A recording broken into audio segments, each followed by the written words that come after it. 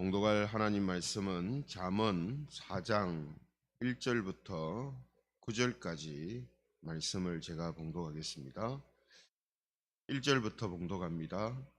아들들아, 아비의 훈계를 들으며 명철을 얻기에 주의하라. 내가 선한 도리를 너희에게 전하노니 내 법을 떠나지 말라.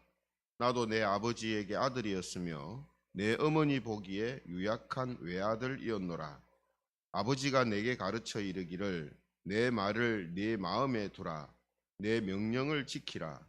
그리하면 살리라. 지혜를 얻으며 명철을 얻으라. 내 입의 말을 잊지 말며 어기지 말라. 지혜를 버리지 말라. 그가 너를 보호하리라. 그를 사랑하라. 그가 너를 지키리라. 지혜가 제일이니 지혜를 얻으라. 네가 얻은 모든 것을 가지고 명철을 얻을지니라. 그를 높이라. 그리하면 그가 너를 높이 들리라. 만일 그를 품으면 그가 너를 영화롭게 하리라. 같이 읽겠습니다.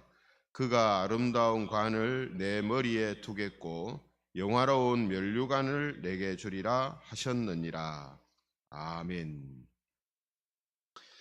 이 시간에는 사랑하고 품으라, 사랑하고 품으라, 이런 제목을 가지고 말씀을 함께 나누겠습니다.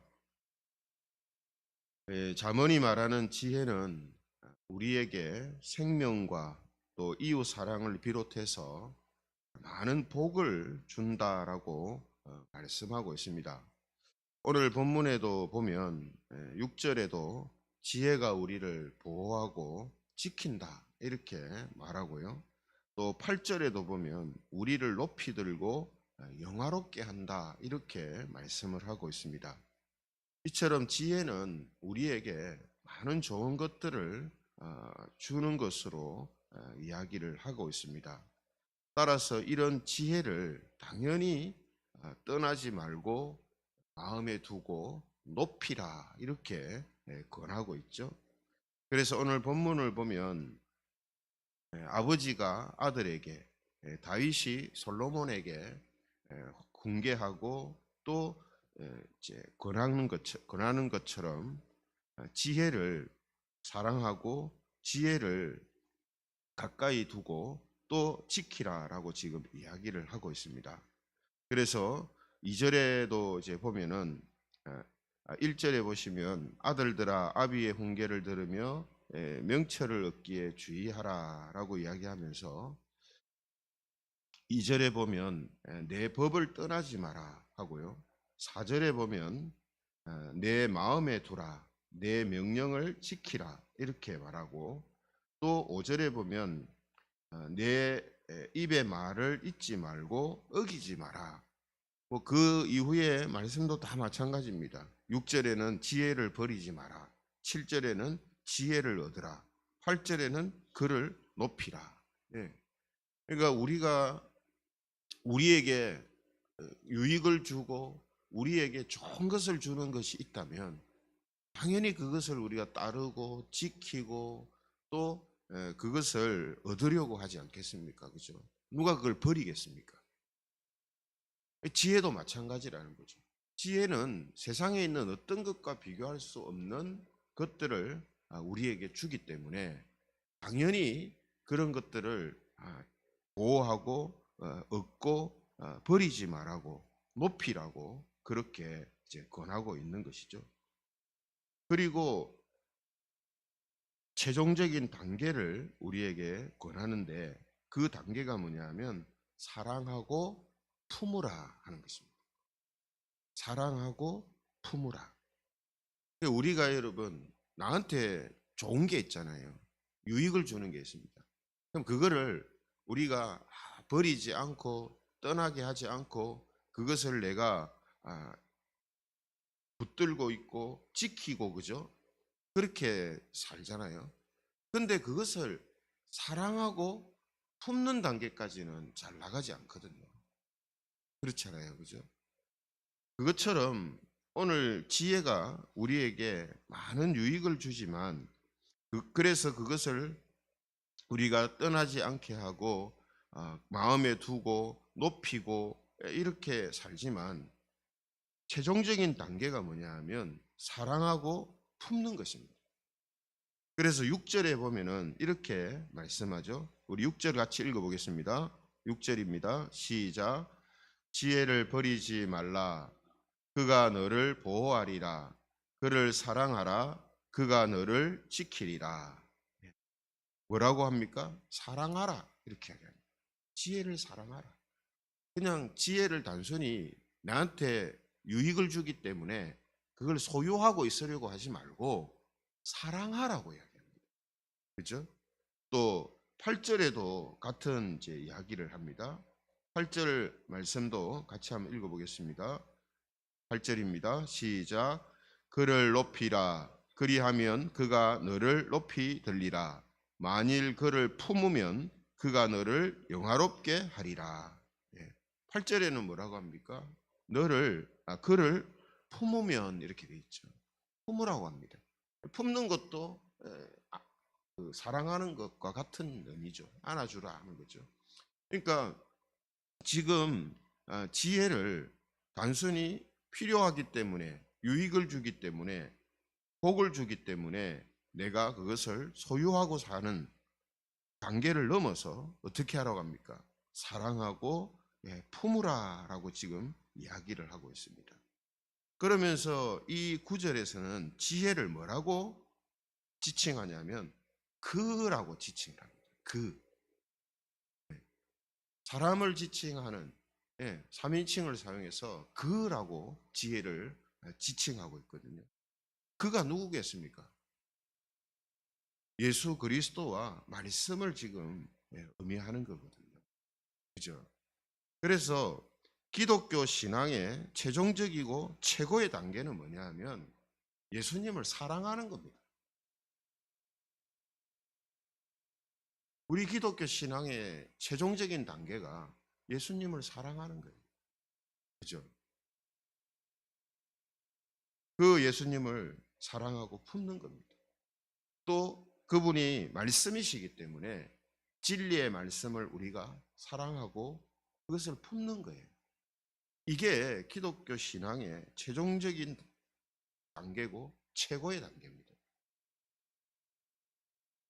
그래서 우리가요, 이것을 우리가 절대로 잊어서는 안 되는 게 뭐냐면 지금 이 글을 쓰고 있는 솔로몬도 지금 지혜에 대해서 이야기를 하잖아요.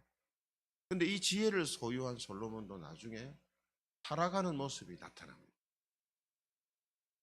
왜 타락하는 모습이 나타나겠습니까? 그를 잃어버렸기 때문에. 지혜만 있으면 안 됩니다. 그러니까 세상이 말하는 그런 의미의 지혜만 있어서는 안 돼요. 누가 있어야 됩니까? 그가 있어야 됩니다. 그가 누굽니까? 예수님입니다. 그러니까 지금 솔로몬이 아버지가 아들한테 이렇게 하라고 말했다라고 지금 말하잖아요. 그러면서 그 아버지가 말한 그가 단순히 지혜에 그치는 게 아니라 메시아를 의미한다는 이 사실을 놓치면은 아무리 사람들이 볼 때 뛰어난 지혜를 가지고 있어도 생명을 얻지 못합니다. 결국 아버지가 전해준 이 지혜는 단순히 사람의 지적인 능력을 이야기하는 게 아니라 예수 그리스도와 진리의 말씀을 지금 의미한다라는 것을 우리가 절대로 놓쳐서는 안 되는 거죠. 그렇죠? 그러므로 지금 그를 사랑하고 품으라 하는 이 말은 단순히 지적인 능력이 되는 지혜를 사랑하고 품으라 하는 것으로 끝나는 게 아닙니다. 예수님을 사랑하고 예수님을 품고 말씀을 사랑하고 그 말씀 가운데 살아가는 것을 지금 이야기하는 거죠. 이런 맥락에서 요한 1서 2장 15절에서 16절에 보면 이런 말씀이 있습니다. 요한 1서 2장 15절에서 16절에 보면 이 세상이나 세상에 있는 것들을 사랑하지 말라. 누구든지 세상을 사랑하면 아버지의 사랑이 그 안에 있지 아니하니 이는 세상에 있는 모든 것이 육신의 정욕과 안목의 정욕과 이생의 자랑이니 다 아버지께로부터 온 것이 아니요 세상으로부터 온 것이라. 성도 여러분, 이 사람들이 예수님을 믿지 않는 가장 큰 이유가 뭐냐면 세상을 사랑하기 때문에. 사람들은 자기가 가지고 있는 육신과 눈에 보이는 것들과 이 세상의 것들을 사랑합니다. 따라서 세상을 향한 사랑을 버리고 하나님을 사랑하라 하는 이 권면을 받아들이지 못하는 거죠. 세상을 더 사랑하기 때문에.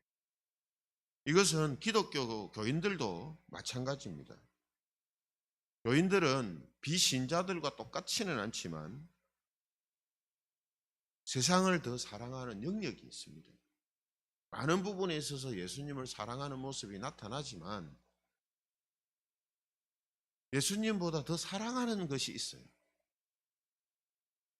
어떤 교인은 가족을 더 사랑할 수도 있고요. 어떤 교인은 직업이나 돈이나 성공이나 명예를 더 사랑할 수 있습니다. 그래서 예수님께서도 마태복음 10장 37절에 보면은 이런 말씀을 하시는 거죠.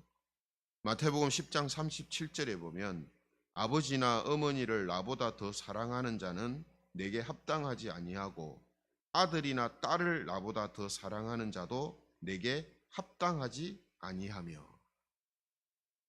예수님께서 많은 것들 중에 왜 예수님보다 더 사랑하는 대상으로 가족을 언급했겠습니까? 대부분의 사람들이 가장 사랑하는 것이 뭐냐 하면 가족입니다. 내 부모고 내 자식들이에요. 그래서 내 부모와 내 자식들에 관련된 문제는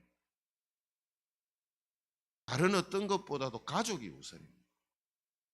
이게 대부분 그래요. 그러나 아무리 사랑하는 가족이라도 예수님을 믿는 것과 예수님을 따르는 것을 포기하는 것까지 받아들여서는 안 된다라고 지금 말씀하는 겁니다. 아무리 가족이라도 예수님을 믿는 것을 막아서는 것을 받아들여서는 안 된다는 거죠. 그죠? 진짜 가족을 사랑한다면 예수님을 믿는 자들이 되어야 하고 그 믿는 믿음의 삶을 막거나 포기해서는 안 된다라는 것을 지금 이야기하는 겁니다. 가족만 아니라 다른 이 세상에 속해 있는 모든 것들도 그렇다는 거죠. 그죠? 그러므로 우리 교인들도 자기 자신을 비롯해서 가족을 사랑하고 세상에 있는 것들을 사랑합니다. 우리도 사랑하잖아요. 내 자신을 사랑하고 가족도 사랑하고 내가 가지고 있는 것들을 사랑합니다. 그 자체가 잘못된 것은 아니죠. 하나님이 주신 것이니까 그걸 아끼고 사랑하고 돌보고 하는 건 너무나 당연해요. 하지만 그런 사랑의 대상이 예수님을 믿고 예수님을 따르는 것보다 우선시되면 안 된다는 거죠. 그죠?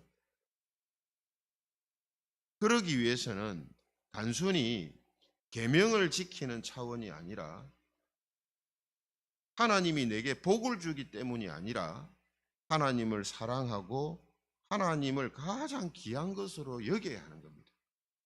말씀을 사랑하고 말씀을 가장 귀한 것으로 여겨야 하는 거죠. 이게 오늘 사랑하고 품으라 하는 말씀 속에 들어가 있는 것입니다. 그래서 하나님은 우리에게 하나님이 구원과 복을 주시기 때문에 나를 믿어라, 나를 따르라, 나를 섬기라 그렇게 하시지 않아요. 나를 사랑하라고 합니다. 내가 너희를 이렇게 사랑하니까 너도 나를 사랑하는 그런 삶을 살기 원한다. 우리 서로 사랑하자. 이걸 원하시거든요. 그래서 신명기 10장 12절 13절에 보면 이런 말씀이 있습니다. 신명기 10장 12절에 보면요. 이스라엘아 내 하나님 여호와께서 내게 요구하시는 것이 무엇이냐? 곧 내 하나님 여호와를 경외하여 그의 모든 도를 행하고 그를 사랑하며 마음을 다하고 뜻을 다하여 내 하나님 여호와를 섬기고 내가 오늘 내 행복을 위하여 네게 명하는 여호와의 명령과 규례를 지킬 것이 아니냐. 하나님이 우리에게 요구하시는 것은 하나님이 구원과 복을 주시니까 나를 섬기고 따르라 이렇게 하시는 게 아니라는 거죠. 왜 이렇게 하라고 합니까? 하나님이 요구하시는 게 뭐죠? 원하시는 게 뭡니까? 하나님을 사랑하고 하나님의 말씀 가운데 살아가는 겁니다. 이걸 하나님이 원하시거든요. 그런데 많은 경우에 하나님을 사랑하는 게 아니라 복받기 위해서, 구원받기 위해서 천국 가야 되니까 이 단계에 머무른단 말이죠. 말씀도 지키지 않으면 화가 있을 것 같고 지켜야 좋은 게 있을 것 같으니까 지킨단 말이죠. 하지만 하나님이 요구하시는 것, 하나님이 원하시는 건 뭐라고요? 하나님과 말씀을 사랑하고 하는 것입니다. 하나님을 사랑하기 때문에 그분을 존경하고 존중하고 그분이 하시는 말씀을 사랑하고 그 말씀 가운데 행하는 거죠. 그렇죠? 그러므로 사랑하는 성도 여러분, 우리는 하나님을 구원과 복을 받기 위해서 섬기는 것을 넘어서 사랑하는 그런 저와 여러분들이 되시기를 바랍니다. 말씀을 지키는 것을 넘어서 그 말씀을 사랑하고 품으시기를 바랍니다. 그래서 예수님과 진리를 통해서 더욱더 하나님 사랑을 깨닫고 우리에게 주시는 은혜와 복을 더 많이 누리면서